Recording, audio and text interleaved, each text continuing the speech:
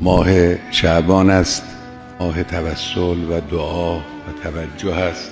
مقدمه ماه مبارک رمضان است، ماهی است که در دعاهای مأثور این ماه راههای سعادت برای ما روشن شده است.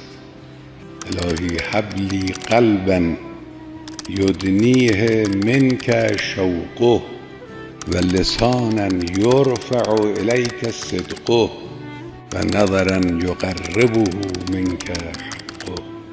الهی هب لی کمال الانقطاع الیک.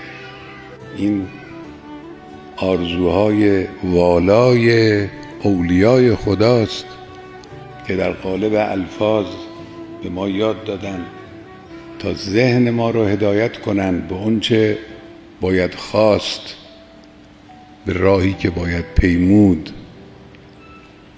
به نوع ارتباطی که با خدا باید داشت.